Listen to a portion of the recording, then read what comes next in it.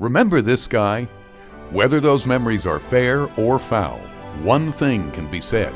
Ross Perot shook things up. He brought a new voice to the political scene. Some say he siphoned votes off from the Republicans, giving the Democrats a clear victory in the election of '92. He was a spoiler. But was he just a spoiler, or did he challenge the very political order? Spoiler is a word, it's a derogatory word that is used in the political field to describe a group of people who are voting for a candidate that you don't want them to vote for. They say you're spoiling it.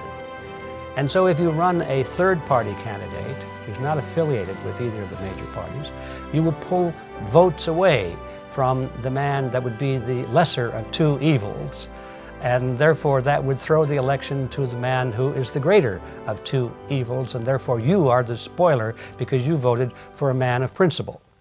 We are spending the next generation's money right now in our country. We're $4 trillion in debt. We're going $400 billion into debt this year. It is very important that my generation fix this and leave the American dream intact. Regardless of how you view this period, the Democrats and Republicans made sure a Ross Perot would never happen again. And it never has. It's been a very long time since you've had a national third party. And what happens when you have one that's successful, like Perot, one or the other party will tend to co-opt the best issues of the populist party and take it over. No third-party candidate has even come close to standing upon that presidential debate stage with a new vision.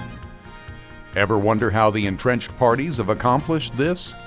Well, I believe you could say that essentially all of the Founding Fathers viewed political parties with suspicion. In those days, in fact, they tended to look at what we call political parties or political movements of that type as factions. James Madison wrote, in fact, an entire number 10, of the Federalist Papers, dealing with the danger of factions. Madison felt that the larger the republic, the more factions would exist within it and would keep each other in check by their diversity. Diversity would essentially cancel out the dangers of large factions emerging that would promote their own self-interest at the expense of everyone else. What are the Democrats and the Republicans doing with this nation? Are they the spoilers? How have these groups been able to monopolize power? For the past 50 years now, the Democrats and Republicans have been moving steadily toward gaining a monopolistic control over the American political system. And the way they do this is by controlling the national TV presidential debates. They exclude all competition to their big government vision. They disallow all third political parties. Well, if a third party cannot get into those debates, it can never achieve the stature and the credibility in the voters' eyes. So this is how the Democrats and Republicans have monopolized the system. Third parties, by nature, do not have a platform on the national level. And this is directly due to the influence of the two major parties. Most Americans have resigned themselves to the idea that they will have either a Democrat or Republican in the White House. Every 4 years, the frenzied call for change emanates from the citizenry. Change? Often we flip to the Democrats because those darn Republicans are messing everything up. And then 4 years to 8 years later, we flop back to the Republicans because the darn Democrats aren't doing any better. Mostly to blame is the Democratic Party and unions. Republicans have gone over to the far other side of the right wing, influenced by the Tea Party, no doubt. Prior to the election, they differentiate themselves. After the election, they're pretty much the same. The disappointment is that people don't hold to the idea that their word is their bond. That if you say something, you become morally obliged to fulfill it. All sorts of promises, changes for the better. Sometimes just change and not even defined. They're saying anything but this, we want change. Each major party promises change, promises smaller government, promises more efficient government. Nevertheless, the government does not become more efficient, and it does not become smaller. Instead, it grows larger and larger, consuming ever greater shares of GDP, ever greater shares of our productivity, while demanding even more taxes to pay for it all. Pocketbook issues drive elections. People are doing well. They don't care if there's corruption in the government, if they're feeling financial pain. The opportunity is there for a third party to come in and supplant either the Republicans or the Democrats. The Democrats and Republicans make ever more promises in order to get elected. Ever more privileges, ever more subsidies, ever more programs, ever more welfare are handed out, and the citizens continue to vote for whoever will deliver. Eventually, the citizens feel entitled to all these privileges. Thus, a new word, entitlements, enters the lexicon. Well, when any country or government tries to pass out endless subsidies and handouts to its people, it goes bankrupt and usually collapses into some form of a dictatorship shortly thereafter. You're going to see things get much worse in the future if we don't change political directions today. You're going to see more and more oppressive taxes. You're going to see more and more inflationary booms and busts, perhaps even a catastrophic economic collapse, more government regimentation and regulation of our lives. Any country that tries to pass out endless subsidies and welfare and entitlements to its people must self-destruct. Eventually, citizens feel they are not just entitled to privileges, that privileges are a right. Thus, new rights enter the lexicon. Rights that are in clear conflict with the very Constitution that gave birth to the U.S. Republic. The concept of welfare has within it the implication of charity. We're doing this because we want to do it, because we're good people, because we have a big heart and we care about people. That's the welfare concept. The other concept, entitlements, has the ring of right to it. We have a right to this. We have a right to a job. We have a right to free medical care. We have a right to housing. We have a right to a decent diet. It's our right. It's though it's written into the Constitution. So it's more of an attitude of justification. Why are we doing this? One is because we're doing it to be charitable, but it adds up to the same thing. It's the transfer of wealth from one group of people to another. And generally, the people who are receiving the transfer are the ones that are more politically powerful. Before long, taxes aren't enough to pay for all the privileges, entitlements, and new rights. The government must start printing money. And it does, courtesy of the Federal Reserve System and the elite bankers who have been granted the special privilege of counterfeiting money. I consider the Federal Reserve Act and the creation of the Federal Reserve as being unconstitutional. It gave the government then the power to create legal tender out of thin air, that is, to create paper money. And although they didn't do that overnight, between 1913 and 1971, that is exactly what happened. And I think subtly, they sort of like it. You know, they like it because, you know, I don't have to raise taxes and somehow or another these bills get paid. Not understanding that when you dilute the value of money, it's really an immoral, deceitful tax on the people. But it will come to an end. If you study monetary history throughout thousands of years, you will find out that paper money has been tried many, many times and it never succeeds. It always ends badly. And as the printing and taxing escalates, the value of the dollar goes down and the productivity of the citizens is suppressed by an ever-increasing burden of debt and loss of purchasing power. The U.S. citizens become strapped to a European-style treadmill in order to pay for all the privileges they feel they are entitled to. They get into a treadmill because everything that they produce from the sweat of their brow and the creativity of their minds and hands, that's all taken away from them by a collectivist system. No matter how hard they run, they don't get anywhere because all the surplus of their labor is taken away from them. So that leads to despair. So they think, what's the point of trying? What's the point of putting in that little extra effort? I'm not going to gain by it anyway. And this is the core, I believe, of the failure of all collectivist systems. They kind of just run down. And many Americans are trying to get us on a European treadmill that will keep us running harder and harder to pay more and more taxes for more and more benefits, many of which we really don't need. Personal freedom means that we have the ability to say, what do I want to do with my own income? And that's why a smaller government A more restrictive taxation scale is the ideal for many who understand the history of how taxation ultimately takes away freedom. All this continues no matter which political party is in power. It continues because those who work in government benefit. They benefit because they get to be the middleman in the gargantuan welfare state we're collectively creating. Like government, middlemen don't add value, they just collect fees between buyers and sellers, between consumers and producers. In short, they are administrative parasites. The U.S. government, in order to provide entitlements that certain people demand, is now little more than a multi-trillion-dollar parasite on an otherwise free market economy. Well, the free market is the economic system of free people, and it's important because first, it's consistent with human freedom, and secondly, it is the most efficient and effective distributor of goods that is known to man. And third, inevitably, where there isn't genuine free market of a moral people and a virtuous people, it results in a rising prosperity for all. Generally, the federal government is not a good operator of businesses, actually a very lousy operator of businesses. You look at Amtrak, the post office, and such as examples.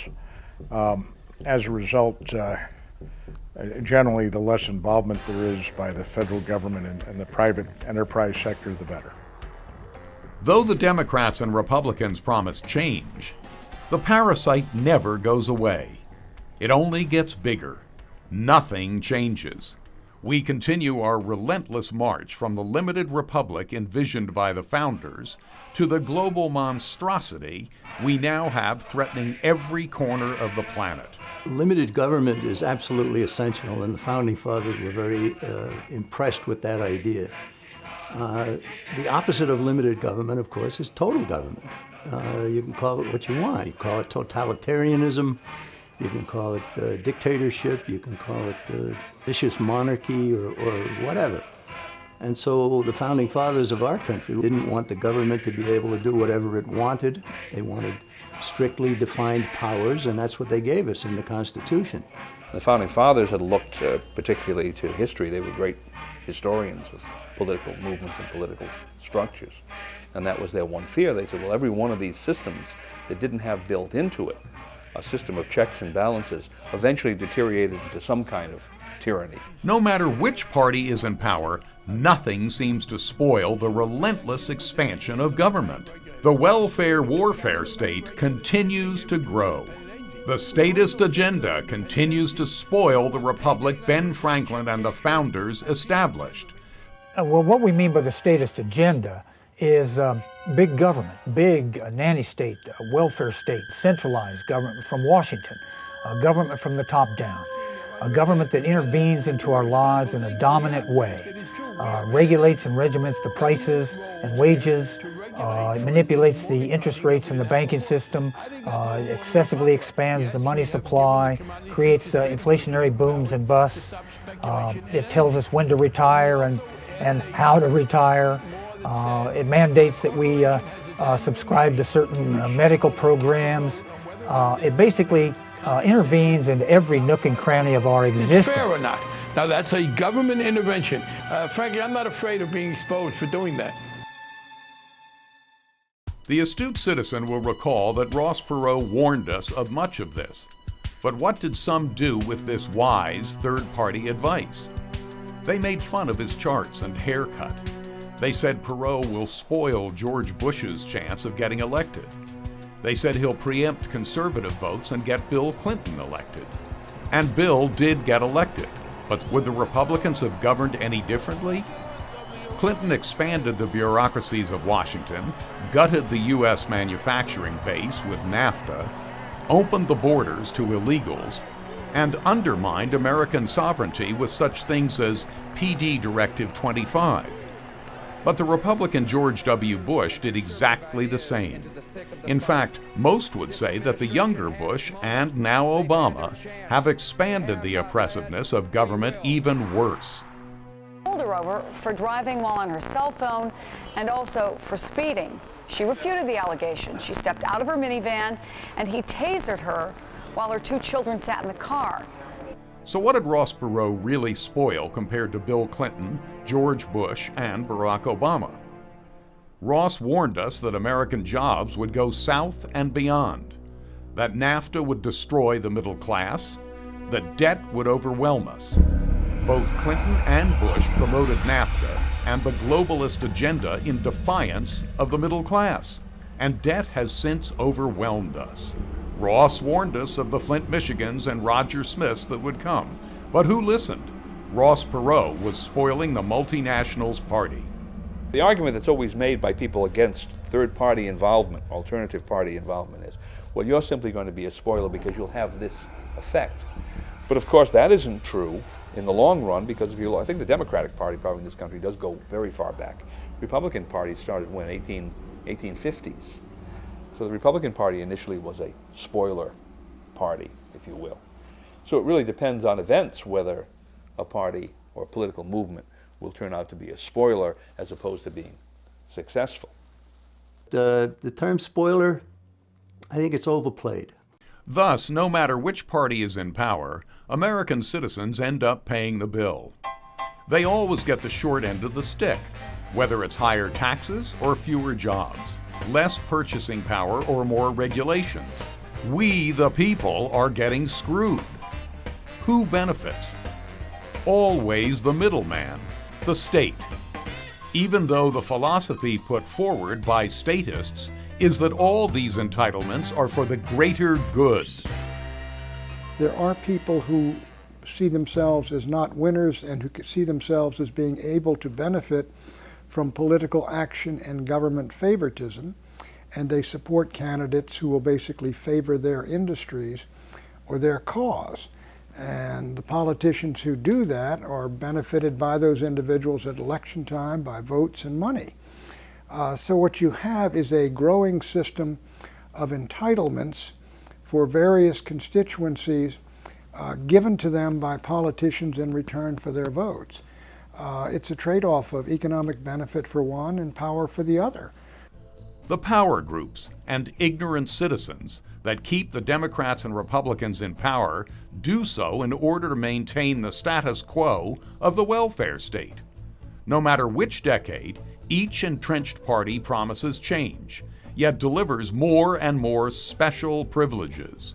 Special privileges violate individual rights in numerous ways. Let's say the government wants to convey the privilege of a subsidy to a corporation or to a farmer or a low-income earner. It has to first confiscate that money from the productive citizen. And in the process of the confiscation, it violates his rights to his property, which is what his income is. And it also violates his rights to equality under the law because it has to use a progressive rate tax system to do that. The government also has to violate rights when it conveys an affirmative action quota to a minority group. It has to violate the majority's rights to their freedom of association. It also violates the consumer's right to trade freely when it conveys a price support system to, let's say, the oil companies. Provides a floor under which the oil prices will not go. It violates the consumer's rights to trade freely. So just about every government intervention into the economy, it has to violate the rights of someone somewhere. And with such handouts come regulations and more state oppression. This modus operandi is in direct conflict with the vision of the Founding Fathers. I mean, that's the number of papers they added just last year. This pile of regulations, more than 80,000 pages, is just what the federal government imposed on us. States and towns added even more. The Constitution of the United States was never intended to provide privileges, but to protect its citizens. It wasn't until 80 or 100 years later when the concept of collectivism began to infect the American shores. It came over from Europe, came from France, came from Germany, the ideas of Karl Marx and Friedrich Engels. And it sort of began to seep into the American political scene, little by little, so that today most Americans are thinking first not about being protected by their government, but being taken care of by their government. The vision upon which the U.S. was established is a vision that the government is there to protect liberty, not provide privileges. What is happening is a free, democratic, self-reliant people are being converted basically into children of the state. Government is supposed to be large enough to provide those necessities the free market cannot, and protect our liberty, property, and lives. Somewhere in the past 100 years, we have gone off the rails. The philosophic views held by most Americans today have changed, given they tolerate such a government. Philosophy asks all the big questions of our existence. The philosophers ask questions like, what is truth? What is justice? What is a proper political system? And what is proper interaction of human beings in society? What questions philosophers ask and how they answer them largely affects what kind of cultures and what kind of political systems will evolve in the ensuing decades and centuries. The American Republic did not just spring full-blown in 1776. It had its origins 100 years prior with John Locke. His contractual theories of government, his ideas on individualism, these all laid the philosophical groundwork for 100 years later when Jefferson and the founders launched the American Republic and wrote the Constitution, and these ideas also laid the groundwork for the culture of the 19th century. We have gone from a nation that has replaced love with tolerance and strong individuals with dependent weaklings. We've gone from a nation of people that forged quality products in the competition of a free market to a nation of people increasingly reliant on government handouts and imports. We have gone from a free market capitalist nation to a nanny state, a nation of people who acknowledged God-given rights, to a nation of people obsessed with state-doled privileges.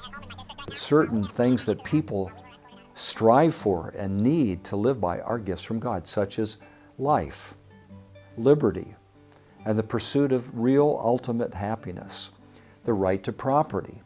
These ideas our founders said were not given by a government.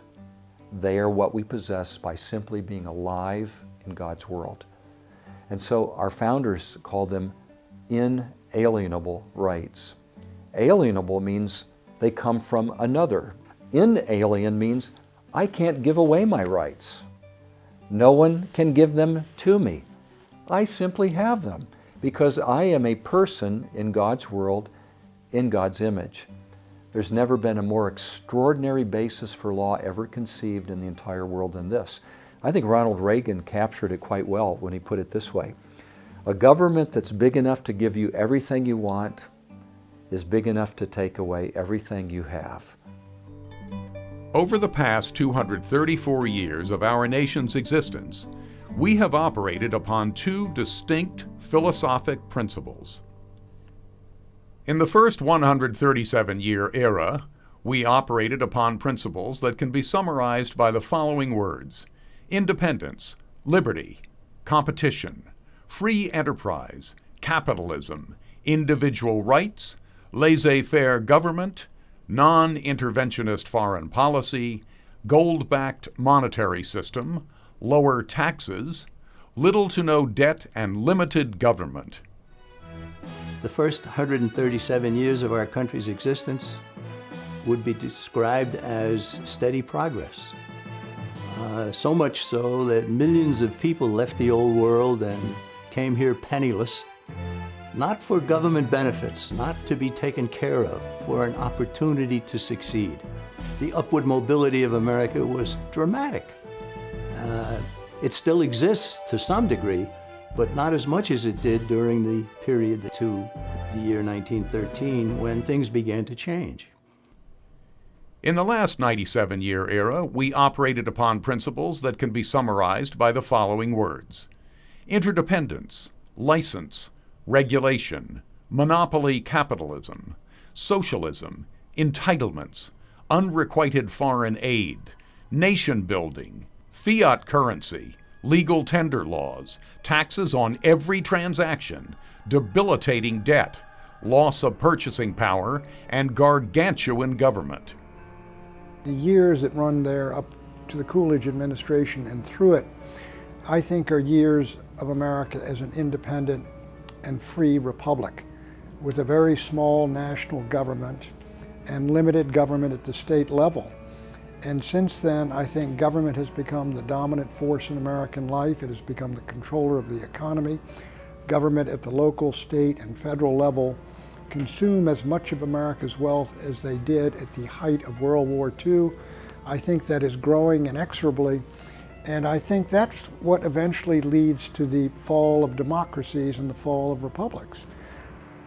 You have to realize that there was a fellow back in 1848 who wrote a book called The Communist Manifesto.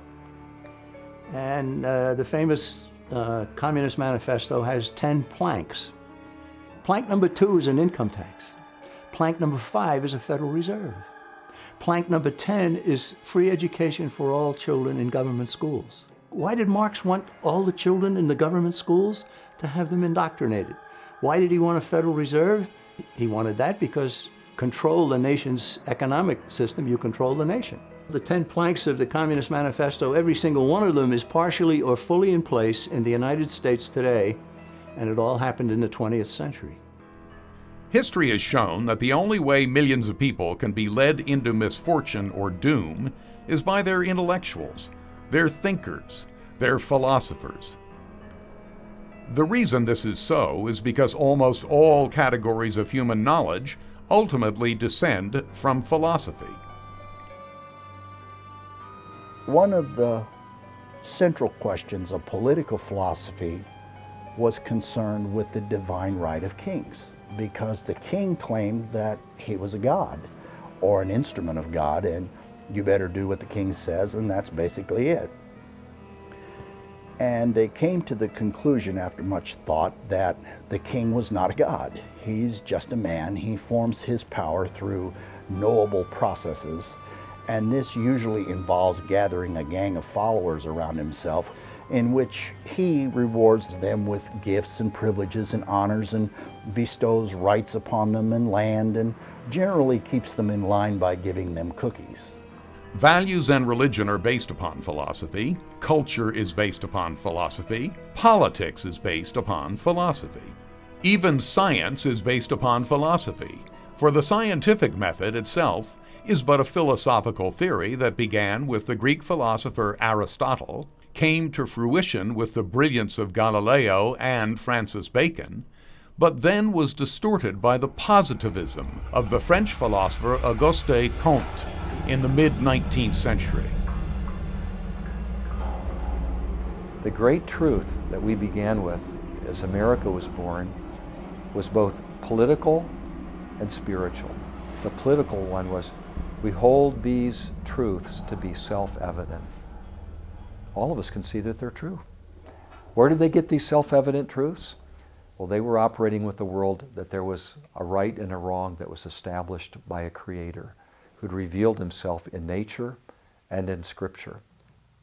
When I think of the writings of the great thinkers that I have had a chance to read, I'm never impressed by what they said about money or about politics in terms of the mechanics of politics.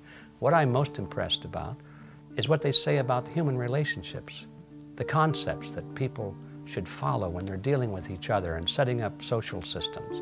What is the just system? Not what is the most profitable system, but what is the system under which people can find their maximum fulfillment of whatever it is they want to be or do in their life? What is the system that gives them the maximum amount of personal freedom without interfering with the freedom of others? These are, I think, the issues that the great minds of history have turned to. Yet the masses are usually unaware of this procession of thought, for they are busy with the day-to-day fight, the current election, the vicissitudes of existence. Ironically, an existence they must bear because of the particular philosophy they have chained their lives to. Saturday night ribeye could be tough. If USDA meat inspectors get furloughed, which hasn't been decided yet, beef will go on. Even though not everyone knows it, everyone has a philosophy. The word philosophy means what you believe about ultimate reality, how you determine what is true. But the problem is that philosophers and philosophies can be diametrically opposed. Karl Marx had a philosophy. It's called Marxism. Marx says there is no God. And there is a hope, but it's not in the world to come. It's in the world we create. That kind of Marxism, cultural Marxism or dialectical materialism, real full-blown communism, is an attempt to destroy and eradicate philosophies like Christianity. And so philosophy is constantly at war. Whose philosophy will ultimately prevail? But what does any of this have to do with the Democrats or Republicans? Surely these two political parties represent entirely different political philosophies. Surely one is the right way and the other is the wrong way. Surely we have a choice. Before answering this question, let's take a look at a concept many Americans have never considered in detail, what's known as the political spectrum. If you entrust me with the presidency. When people discuss a political spectrum, usually they're talking about a continuum from one end to the other of some kind. Typically, it's the continuum from left to right. And they say that, well, at one end of the political spectrum, we've got the extreme left, and on the other end, we've had the extreme right. So, when you were in school or college, you learned that liberals are on the left and conservatives are on the right. You further learned that the Democrats are liberals and the Republicans are conservatives. Later in life, you began to realize what philosophical values Democrats were supposed to have and what philosophical values Republicans were supposed to have. This accomplished, you were now in a position to fight for one side of the political spectrum or the other every election. A progressive is someone who wants to find truth in the future. A conservative is someone who believes that truth is already known and that it can develop, but the truth known must not be discarded as one pursues new ideas.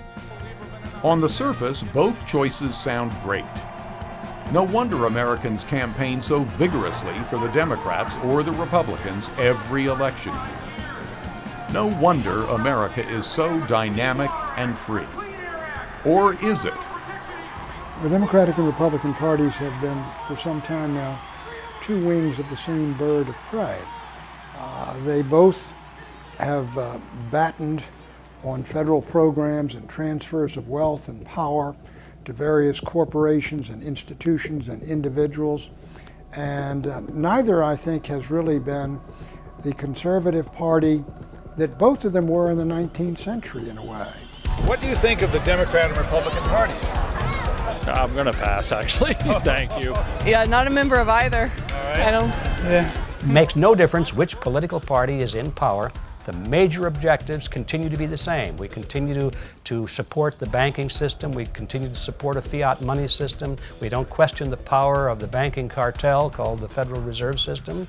We continue to turn our sovereignty over to international agencies. We're doing our best to get rid of American currency, to establish a global currency. We're creating a North American Union to merge the United States with Mexico and Canada. These are the big issues, and they're not even discussed. The two parties are very close together. We should have other alternatives. We're allowed to have them, but the rules are so biased you can't get on ballots and you can't get in debates. And so therefore you're excluded unless you're a billionaire. Both parties always push to expand government so that it can assist their agenda. Oh, the Republicans promise to reduce government, but once in office, they do just what the Democrats do. As Stanton Evans once observed, conservatives come to Washington knowing it's a sewer, but they always end up treating it like a hot tub.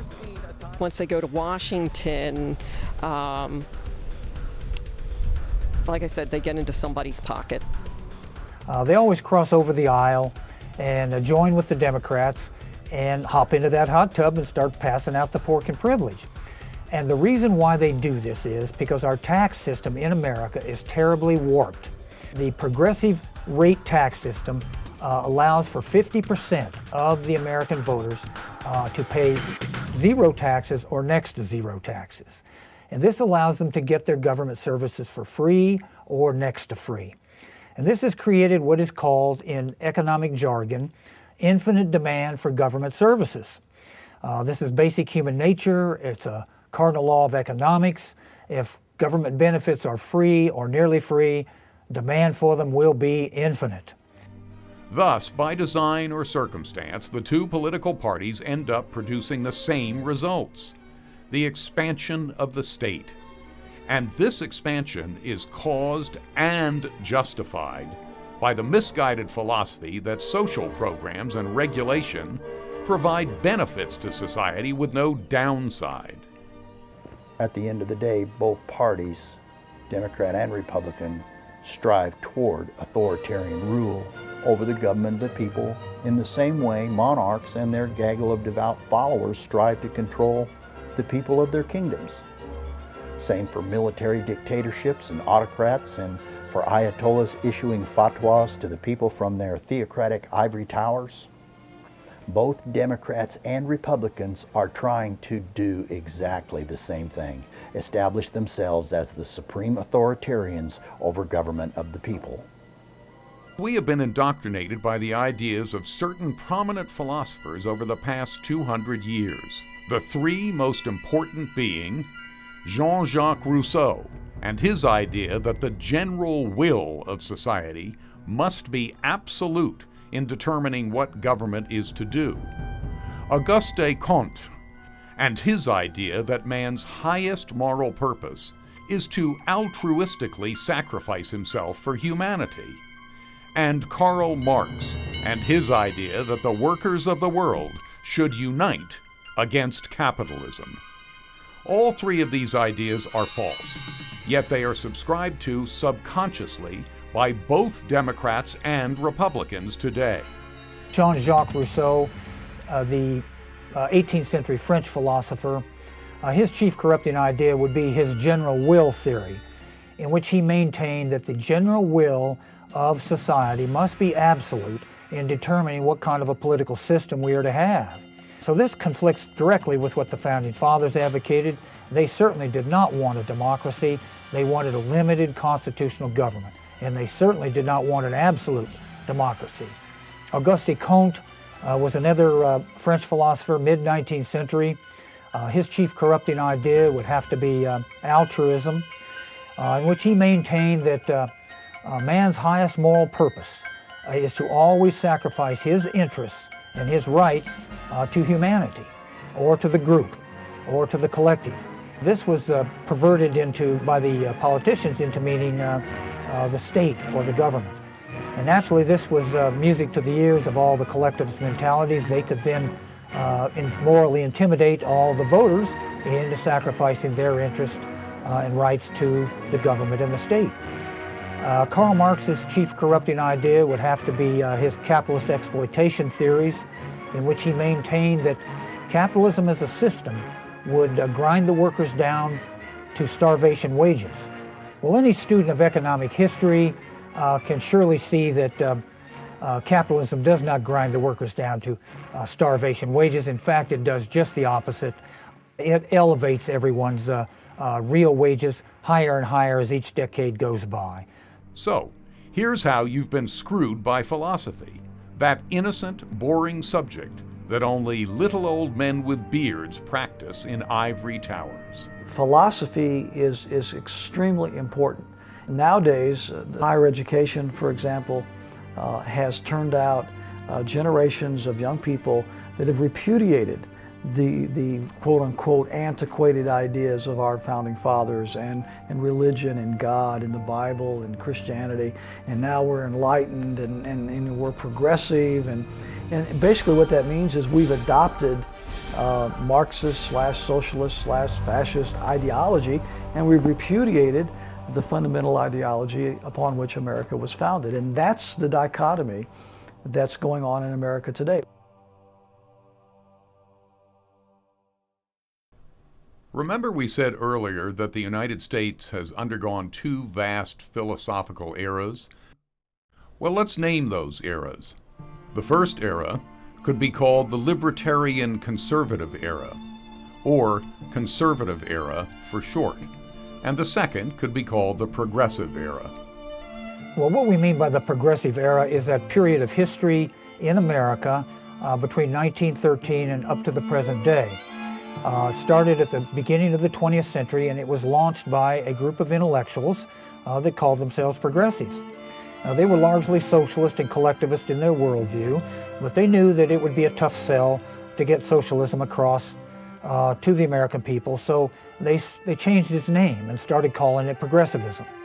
The progressives have increased government every decade throughout the 20th century. This is what progressivism is: big interventionist government at an increasing level every decade. We can really see a shift that occurred at the bicentennial celebration of Washington's birth.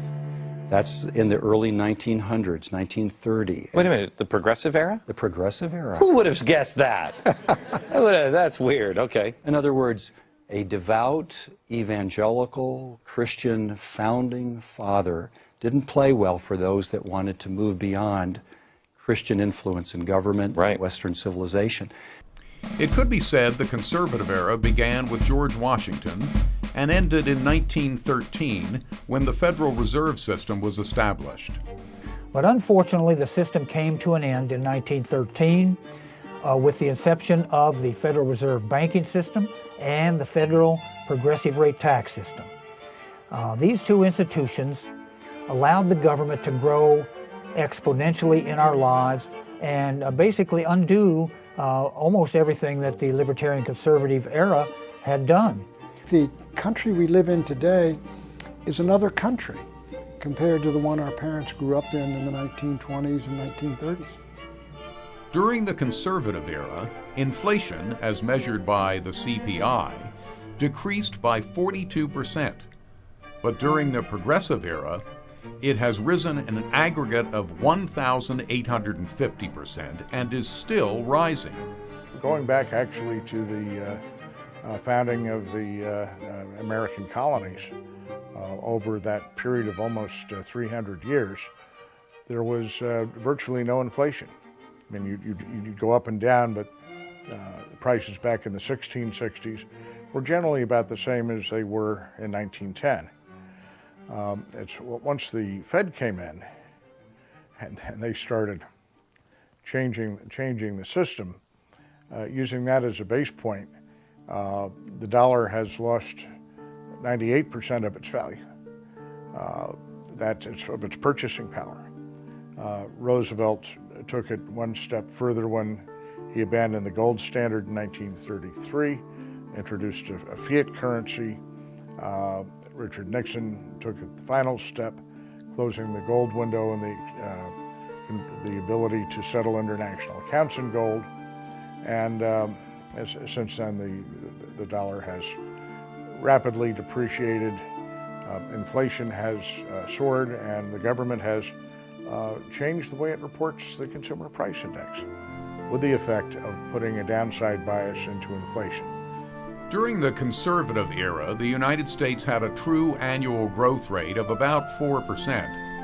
During the progressive era, the growth rate is claimed to be 4%, but this is an illusory figure. It's illusory because this growth rate is a result of an inflated money supply and because the government has manipulated the GDP figures over the years. Fiat currency allows the government to obtain purchasing power without taxation. If the government can print money itself directly out of the Treasury or indirectly through some kind of banking system, it obviously does not have to go to the taxpayers or to people lending money to it in the open market in order to obtain the money that it needs for spending. Well, this allows the politicians then to spend really more than the general public would accept in terms of paying for it. But taxes are in fact imposed through the inflationary mechanism. They're just surreptitiously imposed. In other words, the dollar emitted by the Federal Reserve System has lost over 95% of its purchasing power. The Consumer Price Index, as it was first popularly used in auto union contracts, was designed as a measure of cost of living needed to maintain a constant standard of living. They would measure the cost of a fixed basket of goods. For example, they take the price of a pound of steak, a gallon of milk, a gallon of gasoline. They then measure those same items the next year, and whatever the package had gone up by, that was the rate of inflation that you hopefully would meet with a salary increase or wage increase, or in a return on your investments that would enable you to live that year at least as well as you did the year before. Come the early 1990s, late 1980s, Alan Greenspan, and it was then Fed chairman, started talking about how the consumer price index overstated inflation. You ask them, well, how does it overstate inflation? Their answer would be, well, if the price of steak gets too high, people will buy more hamburger. That brings down their cost of living, but that's not reflected in the CPI. Well, in concept, it shouldn't be. That's not maintaining a constant standard of living. Very openly, they wanted to help bring down the budget deficit, and that was the idea was that if they could reduce the level of inflation being reported in the CPI, they could reduce the cost of living adjustments to Social Security payments, for example. Low middle income people, poor people. I think it especially hits hard low middle income people who are trying to make it on their own and won't go on the dole because their prices go up more and they're the first ones to lose their job when the business cycle turns down. The Federal Reserve, by increasing the credit, creates the boom part of the cycle, but then there's always the resulting downturn of the cycle when unemployment rises. And I remember clearly in the 1970s that phenomenon that seemed to baffle the economists at that time, but not the Austrian economists, not Mises and Rothbard, because at that time the economy turned down, we had a weak economy, and prices were going up. And so they had to come up with this new term, oh, we have stagflation. I wonder where it came from. Inflation measure no longer measures the cost of maintaining a constant standard of living. And the effect is that had these changes not been made, Social Security checks would be about double what they are today. So they, for political reasons on both sides of the aisle, nobody wanted to vote against Social Security. Nobody will talk about bringing Social Security under control. They changed the inflation reporting. And that's the way this place operates.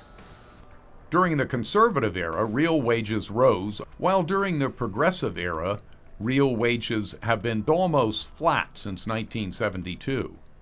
Average earnings peaked back in 1973, before the onset of the 73-75 recession.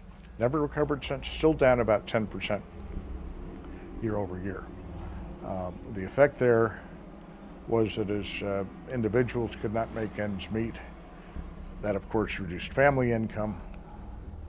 Back in the 70s, it was more common that a household would have one person working, usually the husband, with the wife staying home with the kids. Today, normally you have at least two people working in a family, but the families are still not making ends meet. I hate this house and I don't want to be here anymore. The political philosophers who engineered the progressive era redefined the economic political spectrum. They did this by placing communism on the far left and fascism on the far right. Generally, they say that on the extreme left of the political spectrum, there's communism. And on the other side, there's the extreme right is supposed to be Nazism or fascism and so forth.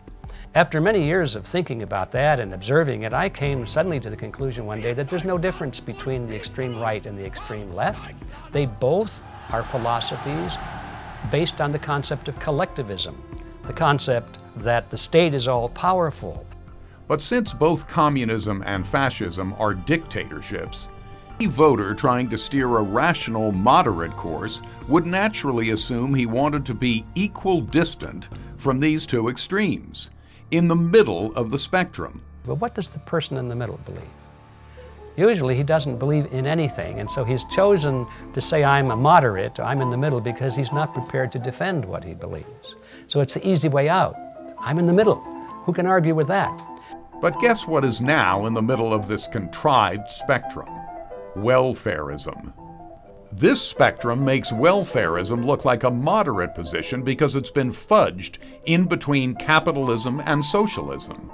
Socialism defined as a milder form of communism, and capitalism defined as a milder form of fascism. So we come back to the question of a political spectrum. It's kind of misleading, especially today in this country. We're being given this false choice of left and right in American politics. We're being told that on the right we've got the Republican Party and on the left we've got the Democrat Party. So which side are you going to be on? The real political spectrum is a spectrum that describes the size of the government, not the type of government. I don't think it can be anything other than a spectrum that goes from zero government on one side to 100% government on the other. Now, if you're on the zero side, you've got anarchy, you've got no government. The other side of the political spectrum would be 100% government. Communism, socialism, fascism, Nazism, princes, potentates, dictators, kings, whatever. If it's total government, that's the left. The right, anarchy. So that's the political spectrum as it should be taught. It's not being taught that way. The real political spectrum does not concern itself with what's liberal or what's conservative, as these terms are relative to viewpoint, hence not objective. What one person wants to liberally change, the next wants to conservatively keep. So the politically correct spectrum is meaningless for the citizen that's looking for objective truth. Today, the political spectrum is communism is on the left and Nazism and fascism are on the right, which is ridiculous. If there were ever any blood brothers, it would be fascism, communism, Nazism. They're all blood brothers. So what's the proper? Limited self-government, where the government is limited by law, a republic, and the people are limited by freely accepted moral codes like the Ten Commandments. Since both fascism and communism are dictatorships, they both require governments of immense size to operate. Many laws and regulations are required to keep the citizens in line. There really isn't a lot of philosophical, let's go back to that word, philosophical difference between the two major parties. They both want to grow the federal government. I've often said the difference between the Republicans and the Democrats at the national level is the Democrats want to tax and spend, and the Republicans want to borrow and spend. But they still both want to spend. They want to grow the federal government. And none of them want to reduce the overall size and scope of the federal government. The Republicans had the opportunity to do so from 2000 to 2006 when they controlled the entire federal government. They did nothing. So the political spectrum that's being taught and that's being discussed is rubbish. So you can see that by redefining the political spectrum, political philosophers have been able to shift the welfare state to the center and capitalism off to the right. With the welfare state fudged into the center of the spectrum, modern political philosophers have been able to morally justify the endless expansion of government for the purpose of providing welfare for the common good. The leadership of these parties are all collectivists. That means they believe in big government. They want bigger government. It gives more power to themselves and to their cronies. It's their style, it's their goal. Collectivism, total government, total global government. They call it the New World Order. That's their phrase for it. They're in love with government. They dream of more and more power for government. They dream of themselves in these positions of power, ruling the lives of the people of the world. That's why we keep having more government, because we keep following the same leaders. The great 13th century philosopher Thomas Aquinas rightly pointed out that promoting the common good was desirable, but not by endlessly expanding the state. Aquinas, of course, was the author of the Summa Theologica. He's the angelic doctor of the Catholic faith, and he's a great teacher of natural law. And he argued and contended that charitable giving was good for the giver and, of course, good for the recipient, good for the soul. What has happened is, in America and in other welfare states, the government comes in and replaces the individual and tries to reap the benefit from the recipient and become the author of all charity. And to get the benefit of that, the politicians vote enormous amounts of wealth and money and transfer it from one people to another, and in that way they can get the benefit of their vote. So something that was voluntary and individual and positive turns into something that is coercive. Government takes from A and gives to B in order that it will get the benefit of the transaction, rather than it being a transaction between two individuals. But some insist, what's wrong with a strong, beneficent state, as Jean-Jacques Rousseau might say? What's wrong with altruism, as Auguste Comte might say? What's wrong with a classless, egalitarian society, as Karl Marx might say? Unfortunately, there is a lot wrong with these old-world philosophies, for the ideas of Rousseau, Comte, and Marx must be thoroughly rejected if one wishes to accept the ideas of Locke, Jefferson, and Adam Smith. Philosophies of Rousseau and Comte and Marx are all directed towards collectivism, centralized political and economic control over society, ultimately by a small group, an elite group. Obviously, on the other side, the philosophies of the Founding Fathers in the United States were based on the opposite concept of individualism. They recognize that a governmental structure is necessary, but that governmental structure has to be strictly controlled for the benefit of, as it were, the average man, the common individual. We the people, as the Constitution says. Where the Marxian view or the positivist view, Comte was really a positivist socialist. They look at it from top-down organization. There's an elite of wise men who are going to determine everything for everyone else. And that type of a system is based essentially on a coercive model of society, a hierarchical, pyramidal model of society, where power flows up and commands flow down, and the further you get from the top, the more you're subject to control. Whereas our system of government, essentially the other way around, real sovereignty and power is supposed to lie in the hands of the people at the bottom of the pyramid, as opposed to the small number of people at the top in the state governments or the federal government in Washington, D.C. The founders of the United States studied philosophy like no others. They were aware of the effects of various political philosophies, from Plato to Aristotle, to Cicero, Aquinas, and Machiavelli to Locke. They were aware of what kinds of governments arose from what kinds of philosophies. They were aware that governments that offered their citizens candy, such as special privileges, entitlements, handouts, subsidies, welfare, and stimulus packages, were ultimately involved in subterfuge. For the act of handing out political candy gives those in power the ability to control and dominate society as well. Nothing in the Constitution or the Bill of Rights suggests a two-party system should dominate American politics and government. And the founders never intended for such a system to take over the American political process. The two-party political system has disturbing moral, legal, and constitutional problems when viewed within the context of the constitutional framework. Because the state does not actually create wealth.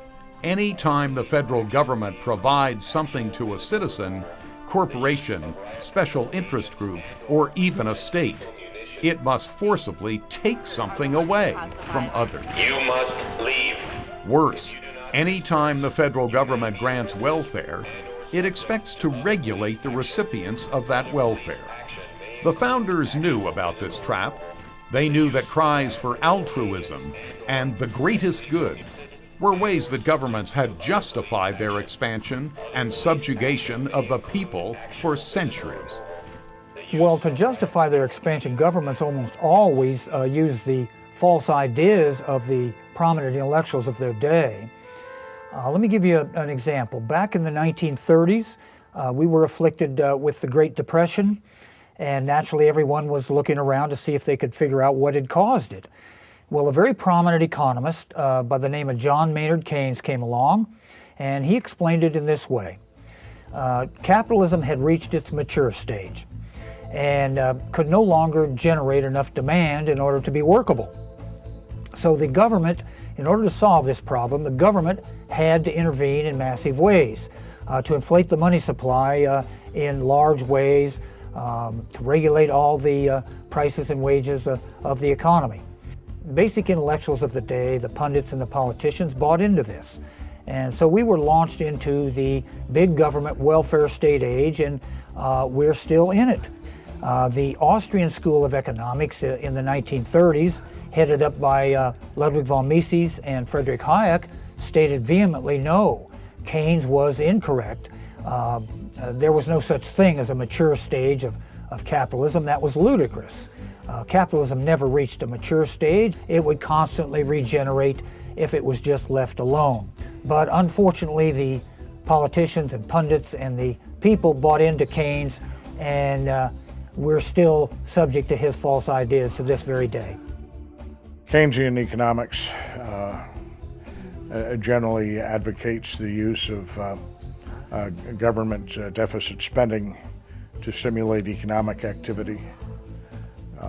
The Austrian school looks at it from the standpoint of growth in the money supply. The growth of money supply is directly related to the purchasing power of the currency.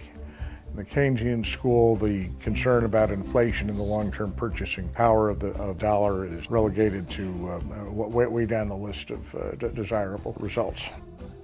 Politicians will use the false ideas of the prominent intellectuals of their day to expand their power over our lives. Altruism is thought to be kindness toward our fellow man. But Auguste Comte, the philosopher who coined the term 150 years ago, defined it as sacrifice of the individual to humanity. And all modern-day collectivists think of it this way, as sacrifice rather than benevolence. Well, you can't very well, as a politician, come to an individual and say, listen, I'd like you to accept oppression in your life. I'd like you to accept decreases in your purchasing power of your money or decreases in your economic welfare. Obviously, that's not something that's saleable. So you have to present it in a more sugar-coated version. Sometimes it's, you're going to receive something from this program. That's the obvious one of self-interest. And the next level is, well, someone else is going to receive it who really deserves this, and you need to participate altruistically, as it were, and provide for the common good. Now, of course, the concept of the common good is not something that's contrary to the American constitutional system of government. One of the principles of the preamble is the general welfare, which is another way of stating the common good.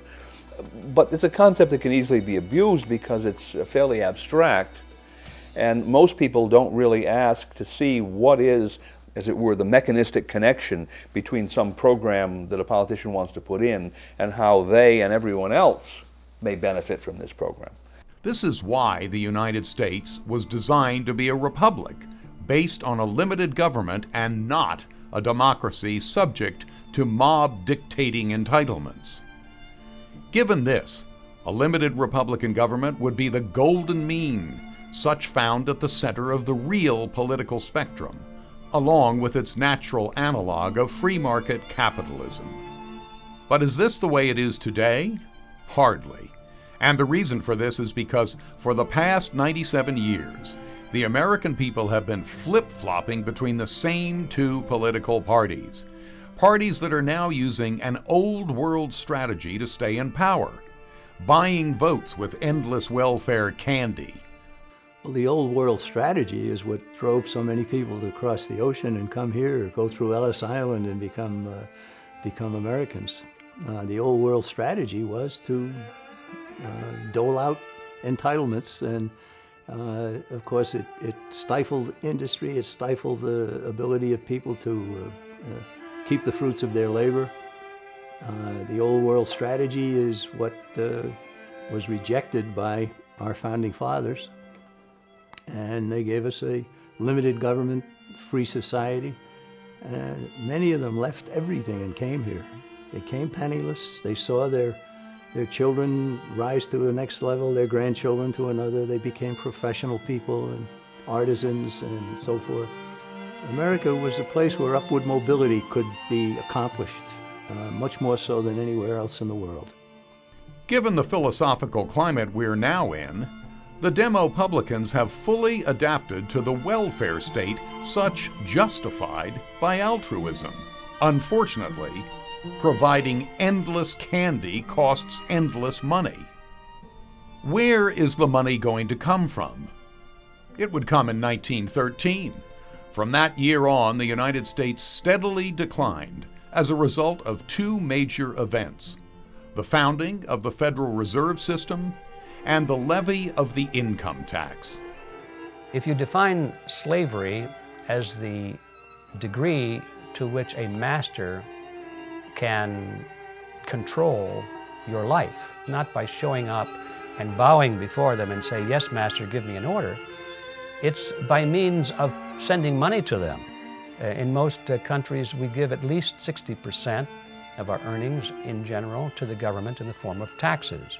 That's not only income tax, it's excise tax, it's sales tax, it's tax on every time you do a certain financial transaction. There's a bank tax. Every time you pay your telephone bill, there's a tax that goes to the government. When you get all those taxes added together, it's at least 60%. And then you add on top of that the degree to which most people are in debt. They have borrowed money from the banks, and if they're going to buy a car, let's say that would normally cost, let's say $10,000, they'll buy it on time. They'll get a contract for it, and by the time the 3 or 5 years are up, they will have probably paid $15,000 or $16,000 for it. And that extra $6,000 goes to the bank in the form of interest. They don't even think about that, but that's money that they had to earn, and they have to pay that. So when you add the debt, the interest on debt that people pay to the amount of taxes they pay, well, you add the numbers. I'm going to guess that most people in the Western world today are probably 70 to 80, 85% slave already, and they don't even know it. Thus, here is where the money to fund the welfare state was to come from: debt and taxes. Endless debt and endless taxes. In other words, welcome to today's fiat currency-driven, overtaxed society. With the advent of the neoconservatives, the Republican Party jumped into the hot tub with the Democrats in a mad frenzy to provide handouts in exchange for votes. Thus, the welfare state is now not only a product of the Democrats, but the Republicans as well. And a myriad of intellectuals, clergy, and media justified it by not only succumbing to cultural Marxism, but the misplaced altruism of Kant and the bastardization of Aquinas' philosophy of the common good. Basically, cultural Marxism is a product of Gramsci, Antonio Gramsci, who was probably the more successful communist, even than Mao and Lenin, since their revolutions have collapsed, and Gramsci's revolution has triumphed in the West. And what Gramsci decided when he went to Lenin's Russia, he looked at that and he looked at the world Stalin, Lenin, and Trotsky were building, and he says, they've got power and they've got control of the state, but they don't have the allegiance and loyalty of the people. The people hate them. They hate the regime, they hate the party, they love Mother Russia, they love their Christian faith. And he said the way that cultural Marxism will triumph and we have a revolution in the world is to have a revolution in the heart and soul. And what we have to do then, we have to burn out or grout out Christianity from all the institutions and schools and culture of the West, so that a new people come up who don't believe what their parents and grandparents believed, and they're basically a tabula rasa, a clean slate on which we can write our message.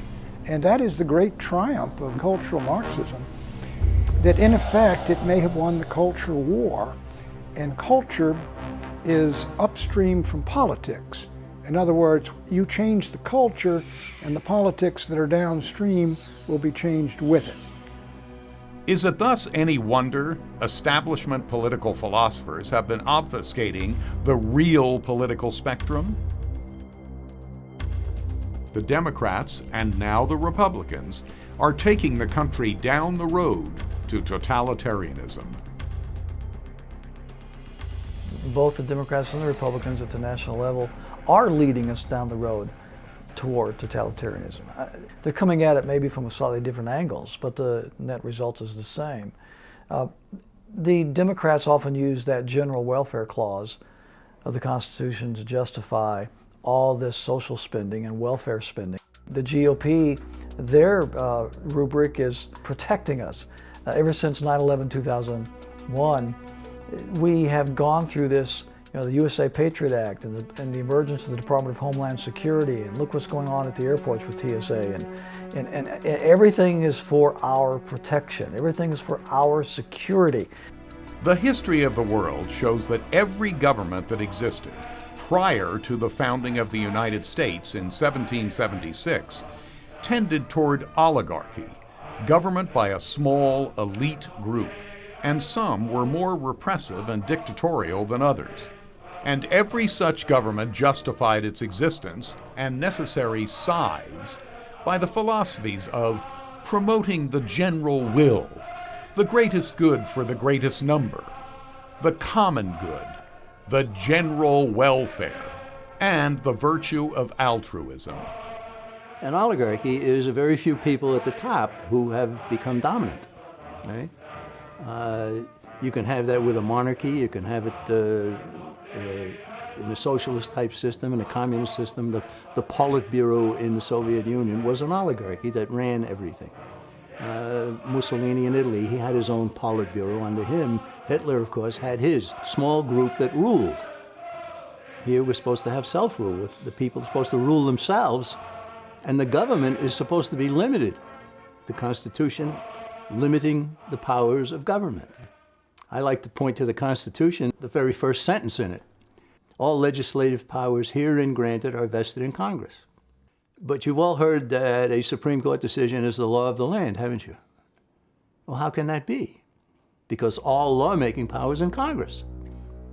So what then is a Supreme Court decision? It's the law of the case. It's all wrong, right? Now you got another branch of government, the executive branch.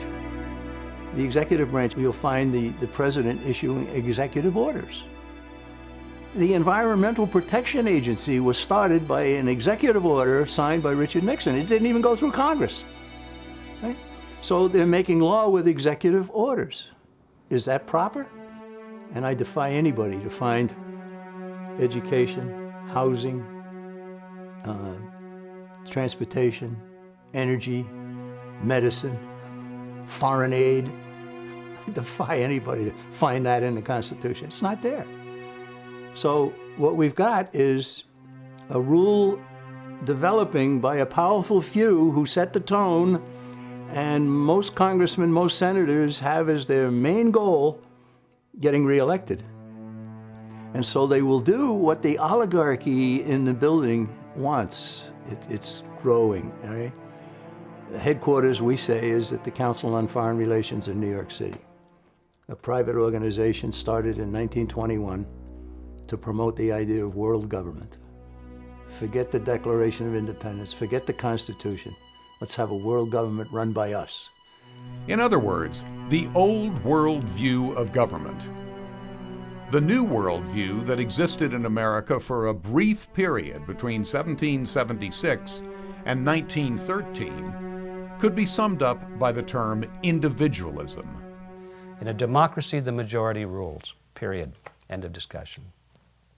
In a republic, the majority rules up to the point of taking away the rights of individuals. The majority, the mathematical concept of more votes, is fine so long as it's not taken to the point where it denies the inherent rights of individuals and minorities. So that guy who's at the end of the rope, his vote under those conditions is superior in a republic to all the votes of the people out there clamoring for his death. They've got to follow the rules, the constitutional rules. The Constitution in a republic sets down limitations on what the government can do. That means limitations on what the majority can do. The Constitution Bill of Rights starts off with the government shall pass no law restricting the right of peaceful assembly, the right to bear arms, all of these things. Not if the majority says so. It says no law. Congress shall pass no law. That means the majority shall do nothing to deny a man's right, freedom of speech, peaceful assembly, right to bear arms, and all the rest of the rights of human beings. And a very important concept. So when collectivists say that individuals must be sacrificed for the greater good of the greater number, therein lies the foundation for tyranny.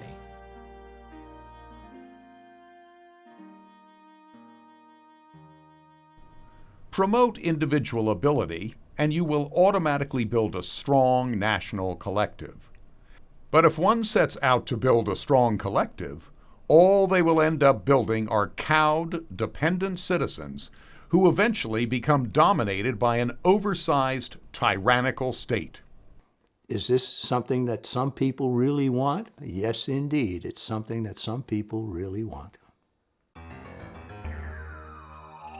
It was at the end of World War II that you began to see the rise of the United Nations, the International Monetary Fund, the World Bank, and further along we have the World Trade Organization, the Kyoto Protocol, the Treaty of Rome on crimes against humanity and crimes by soldiers. And all of these institutions are the embryonic institutions of a world government. And the model for world government is the European Union.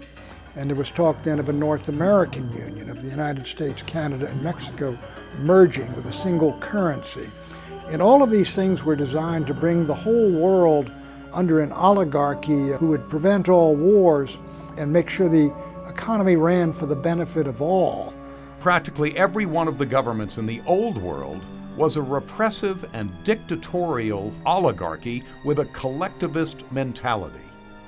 The idea of God-given rights for citizens wasn't even on the horizon.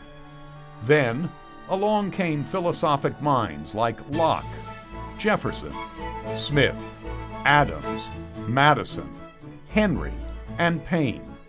In other words, the guiding geniuses and founding fathers of the United States. The great solution to both the idea that man is basically good or that evil is in property is the historic Western civilization idea that man is fallen, but he has the potential to do good. And with checks and balances and with free enterprise, we will bring out the best. And that's what made, in my humble opinion, America the most free and most successful nation in the history of the world.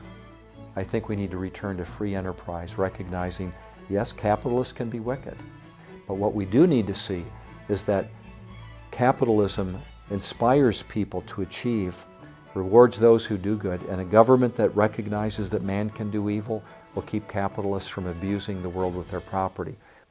In doing those things, we're saying no to Rousseau, no to Marx, yes to the historic Judeo-Christian system envisioned by Christian philosophers like John Locke, Blackstone, and others that had an idea that the scriptures give us guidance for our foundational principles.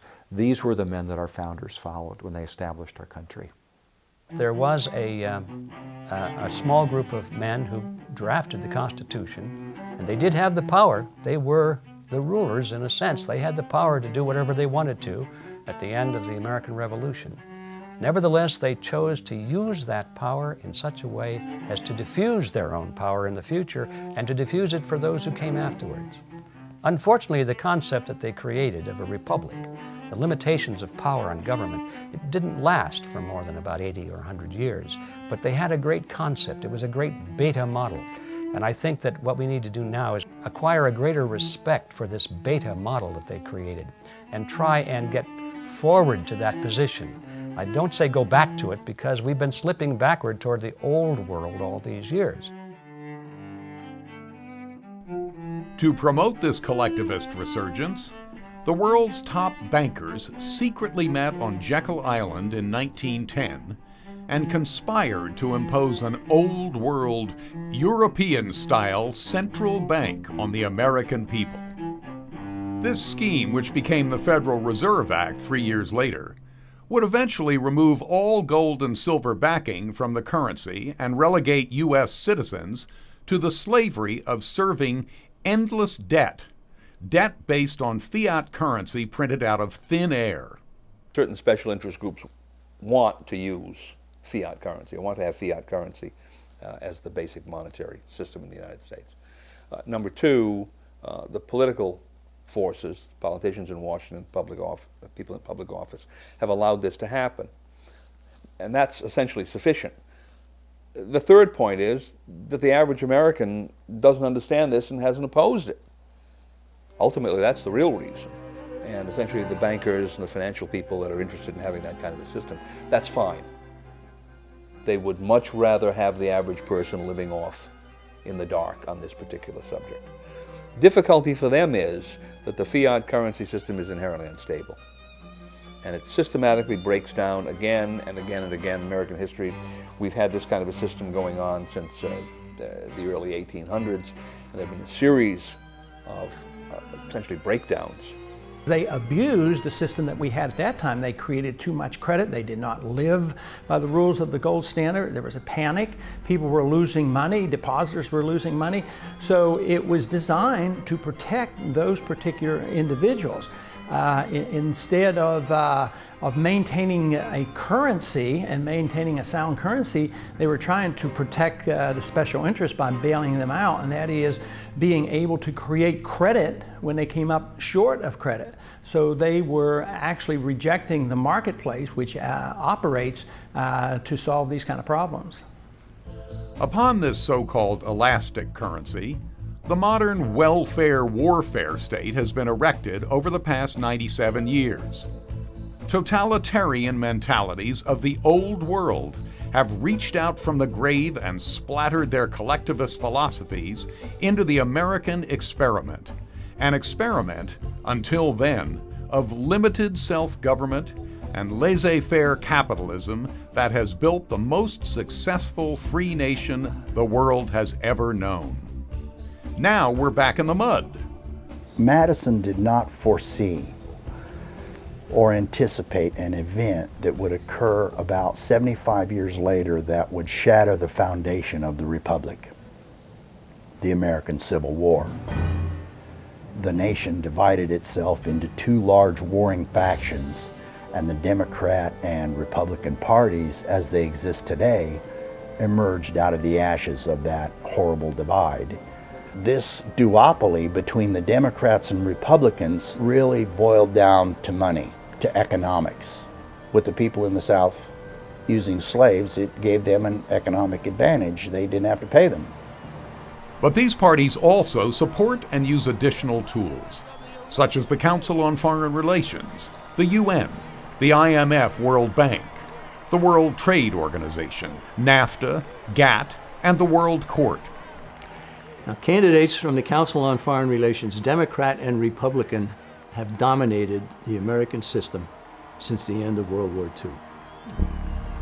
Presidents Eisenhower, Kennedy, Nixon, Carter, Ford. If they weren't members of the Council on Foreign Relations, they were surrounded by people who were, from both political parties. The last campaign, we had John McCain, a member of the Council on Foreign Relations, as the Republican candidate. Barack Obama, surrounded by people in the Council on Foreign Relations. He's added 400 people from that organization to his government.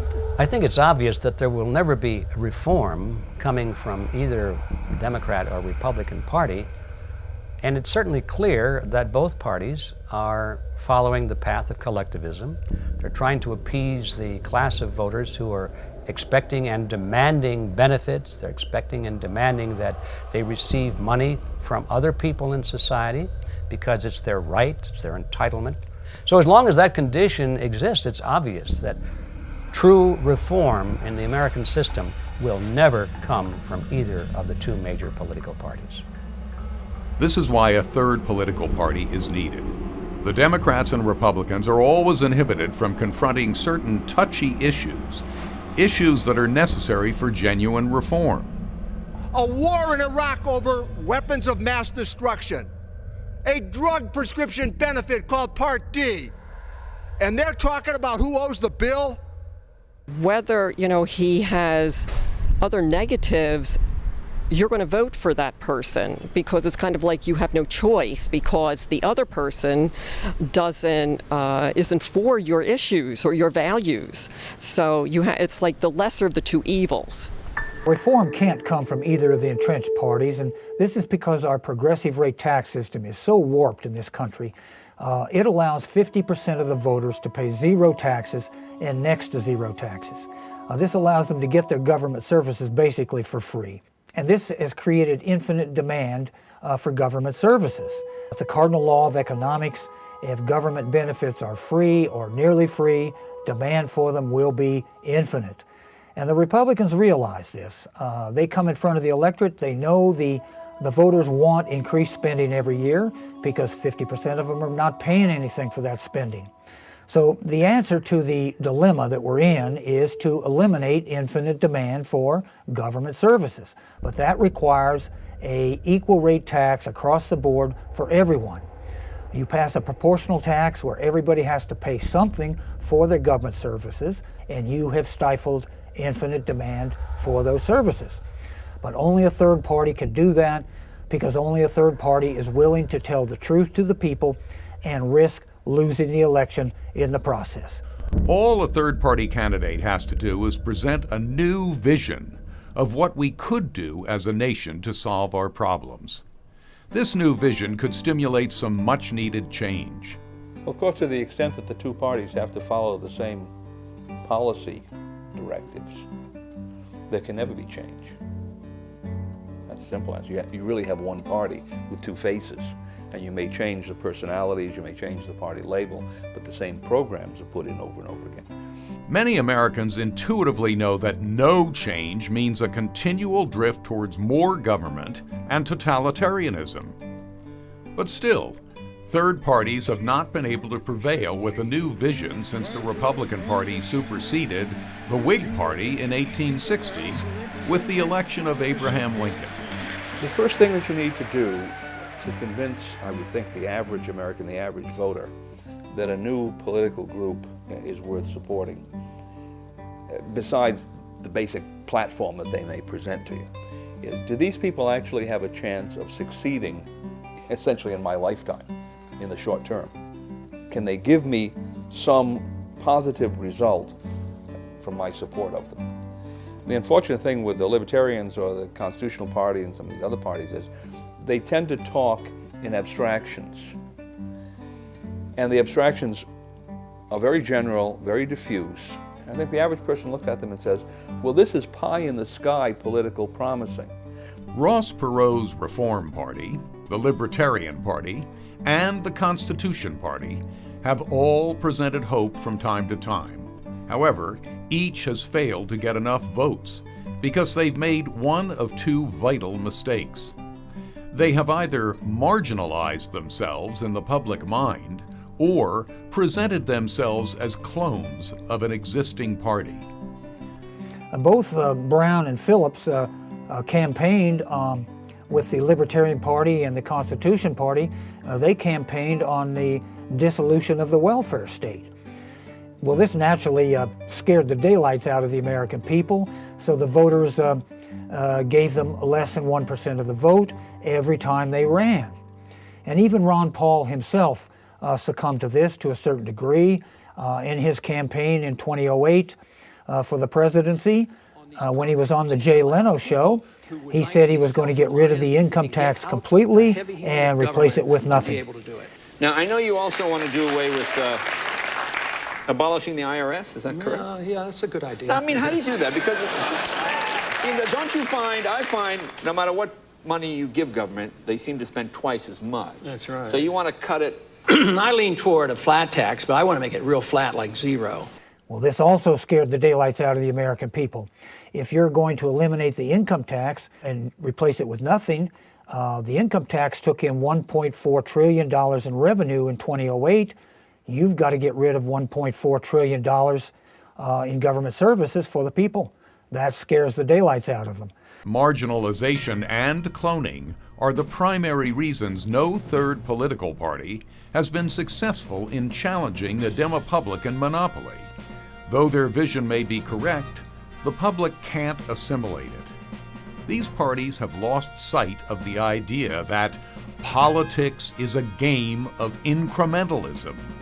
The public subconsciously knows this, for it realizes that one can't just instantly abolish the income tax or the Federal Reserve System. If we didn't fuel the government with that kind of money created out of nothing, which of course is paid for through inflation, then they wouldn't have the money to even come close to making all of the welfare payments and obligations that they have undertaken. So if we got rid of the fiat money system, welfare would collapse. It would be impossible. In fact, most of what the government is spending would be impossible. Third parties thus marginalize themselves by expressing visions that seem too drastic or provide no incremental solutions. Thus, neither the Libertarian or Constitution Party has ever received more than 1% of the vote. Instead, they're considered fringe, utopians, and mostly ignored. This is what it means to be marginalized. What we mean by cloning is when a third political party advocates pretty much the same message that the two major parties are advocating. For example, back in the 1990s when Ross Perot formed the Reform Party, the Reform Party basically cloned itself to the Democrats and Republicans because it preached a big government vision that didn't differentiate itself in any discernible way from the welfare state vision of the Democrats and Republicans. So it cloned itself. And the people reasoned that, well, do we really need we have two big government parties, do we need a third big government party? And they reasoned no. What we need is a small government party that offers a small government vision to the people. Just cloning another political party is not going to be of much value. Regardless of how you start out, regardless of what your stated principles are, regardless of what your platform is to start off, you have to look at the long view. Parties don't stay the same. They change. They change depending on who migrates into positions of power. They change on where the money comes from to support the party. And unless the party structure has a built-in mechanism to resist those kinds of corrupting influences, then I would say it would be just another clone job and probably would end up exactly in the hands of the same people who now run the Republican and the Democrat Party. Because of its desire to immediately win the presidency, the Reform Party, for instance, became too similar to the Democrats and Republicans. While a Libertarian Party advocates too much radicalness, a Reform Party advocates no radicalness. What a third party candidate has to do is advocate policy that is just radical enough to differentiate itself from the Republicans and the Democrats, but not so radical that it marginalizes itself like the Libertarian Party and the Constitution Party have done. Not only does an existing or new third party have to avoid marginalization and cloning, it has to address vital issues, not just popcorn issues that Democrats and Republicans bat back and forth all day long on national TV. You wouldn't have to be different, just break out of the mold a little bit, and that would be helpful. But given that the U.S. Republic has been mired in endless debt and taxation, and this debt and taxation has been the drug used to keep the welfare warfare state stimulated and constantly expanding, a third party should make these addictions its primary domestic issues. The way the tax system is today in the United States, from the income side, it's graduated. The more money you make, the higher percentage of the incremental increase in income that the government takes from you in taxes. If you have different tax rates for different factions of society, then you don't have equal rights. In order to have equal rights under the law, you have to have an equal rate tax system. This is what the Constitution says. Article 1, Section 8 states that equal tax rates must prevail throughout the land. And this was the law of the land up until 1913, when the Supreme Court justices very conveniently looked the other way under the socialistic influence of their day. Abolishing the income tax from America is the ultimate goal of any libertarian or conservative, but this can't be done overnight. The first step is to end progressive rates. How is it fair that some Americans are charged at a rate of 50%, while others are charged 20%, and still others are charged nothing at all? How does this square with principles set forth in the Declaration of Independence, where all citizens are supposed to have equality under law? What we have done is we have allowed the blindfolded goddess of justice to lift the blindfold and peek. She now says to the taxpayer, to the American citizen, first tell me who you are and what your status is in life, and I will tell you how the tax laws apply to you. Well, this is arbitrary law, the harbinger of every dictatorship that has ever come down through history. But unfortunately, this is what we are subject to today in modern America, arbitrary dictatorial law. What do we mean by a sound monetary system? Article 1, Sections 8 and 10 of the United States Constitution state that the lawful money of the United States must be gold and silver coin. Further, Article 1 states that bills of credit are not permitted. From 1913, when the Federal Reserve System was established, until the present day, the U.S. government and the elite bankers have partnered to create what's known as fiat money. It was banking interests that were behind it. Powerful banking interests because they wanted their assets protected. They wanted the Federal Reserve to be the lender of last resort. So if there was if they had been loaning out and risking the money and these loans go bad, instead of having the market take care of this, they wanted bailed out. And this is why it was a tremendous popular thing to do for the banks and of course the big business people who were borrowing the money. They wanted to be the lenders of last resort, which means that if you print the money, the real victim is the people who are holding the dollars and lose the value of their money. So it was very, very special interest directed, and it was designed for the elite.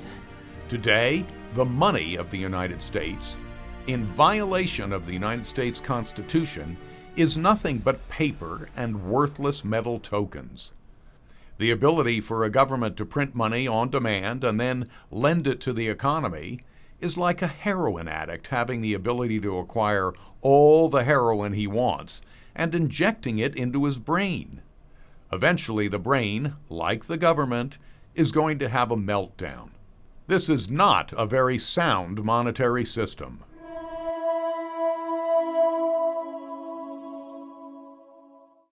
The problem of moving away from the Federal Reserve System, I don't believe can be addressed at the level of Congress, simply because the people behind the Federal Reserve System have too much political influence at that level. That's number one. Number two, mechanistically speaking, you can't simply change the Federal Reserve System overnight, because the whole economy in the United States is based upon Federal Reserve note as the currency, bank credit, at least to industry. That can't be not merely changed or removed overnight. You have to produce something else to put in its place.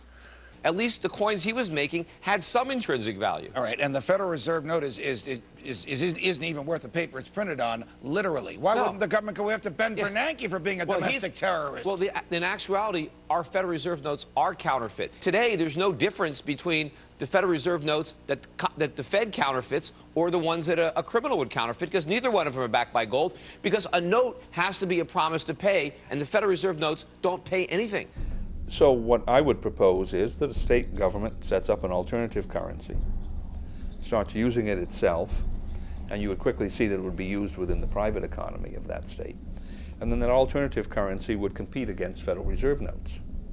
And if that competition were in favor of the alternative currency, that is, if the free market saw that alternative currency as better than Federal Reserve notes, that alternative currency would be picked up and used in other states and slowly spread throughout the total economy.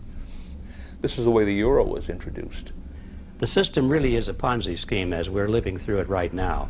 It works as long as the money supply continues to expand and expand and expand, like any Ponzi scheme. You pay off the first investors so that they're very happy. They bring in the new investors. As long as it expands, it works. But when it finally stops, the whole thing comes to an end. That's why they have to keep expanding the money supply.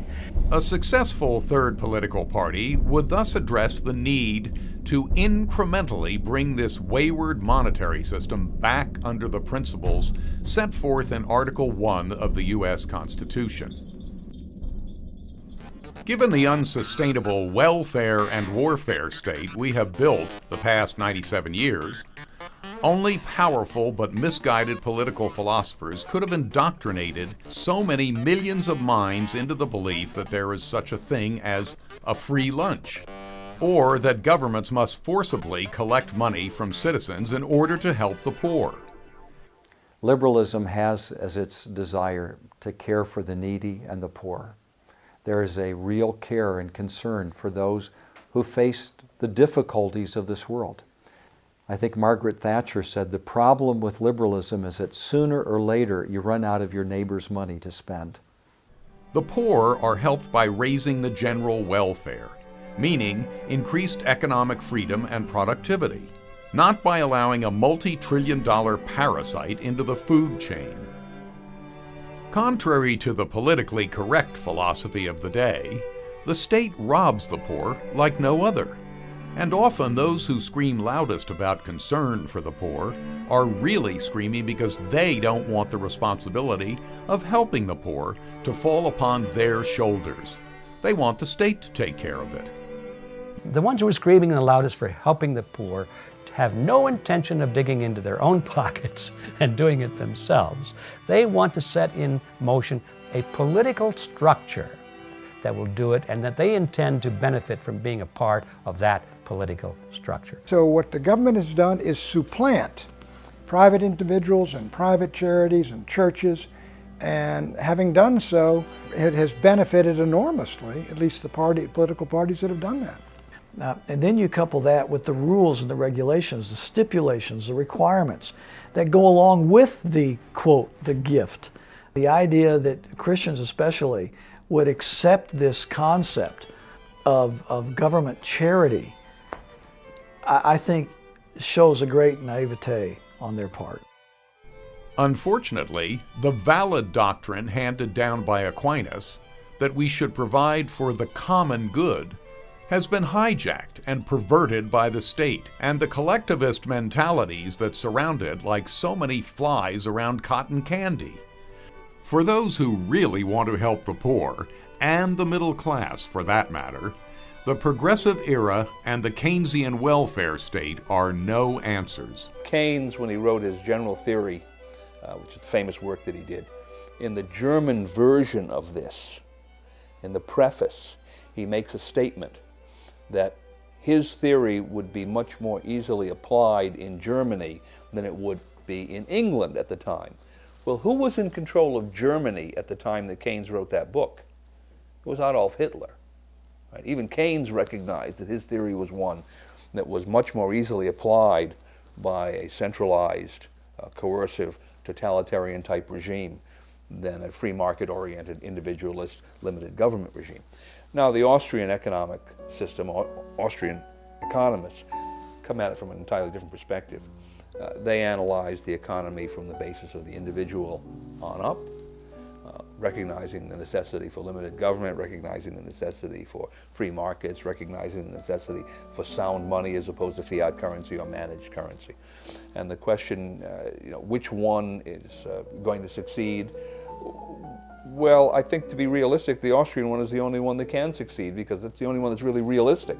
John Maynard Keynes is the author of the attitude that you can spend your way into prosperity. Right? No, you can't spend your way into prosperity. As the founders well knew, the cry of altruism is one of the grand justifiers collectivists and totalitarians have used for millennia.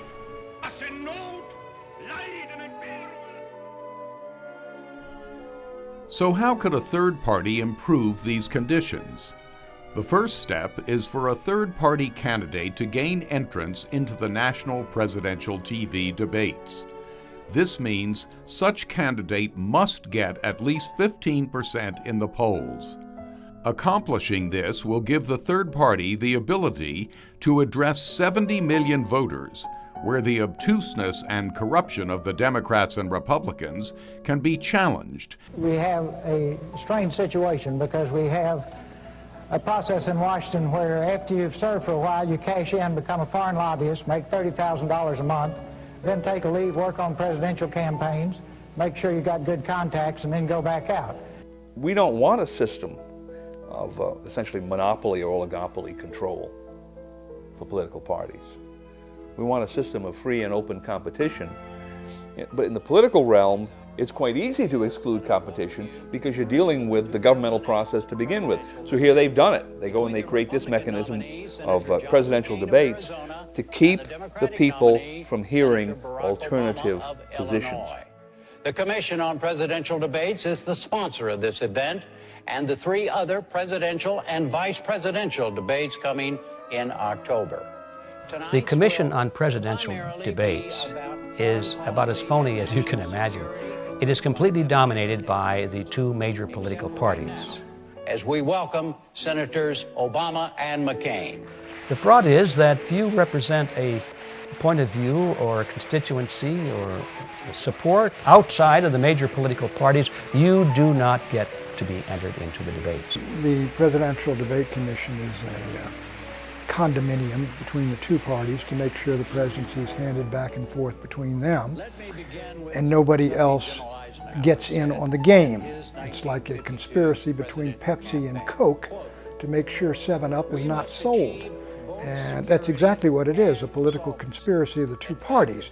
Perot broke it when he was enormously high in the polls. You couldn't keep him out of the debates. But now what they've got is a situation where it's a catch-22. You have to have 15% to get into the debates, but if you don't get into the debates, you don't get 15%. And there's a real possibility, I think, that if you had a third-party candidate, the incumbent president, just as Jimmy Carter would not debate John Anderson and Ronald Reagan because he was afraid that John Anderson, if he was elevated, would take votes from him and sink him. So the 2 parties have a conspiracy and a common interest in denying any third-party candidate a chance to win any election. The new party will have to offer reform that will appeal to enough Americans to garner 38% of the vote. This would result in a win in a 3-man election. All political polls show this is possible at this critical time in history. The time is ripe. Is it time for an independent candidate or a third political party to win the presidency? Oh, that'd be amazing. All right. It's time. Thank you very much. It was a moral issue of the highest order, and people began to worry about the Dred Scott case decision that opened up the expansion of slavery across America. And instantly, there was a whole new party that began to speak against the immorality of slavery and its expansion. And it created a new movement that brought ultimately Lincoln to the prominence in the election. That shows us that there is the possibility that there are moral cases or national cases of such interest that it galvanizes the people and they will rise up and say, if an existing party is not addressing this well, we will address it and we will bring attention to it. Restricting the ballot to 2 parties yields up First Amendment problems, antitrust problems, and separation of powers problems, all of which, when taken as a whole, create a system that is operating in violation of well-established law and constitutional prescriptions against what they are doing or attempting to do. I am honored to be here with Barack Obama. I am absolutely honored. For the first time in polling history, the Democrats and Republicans each get only about 30% of the vote, with 40% going to independents.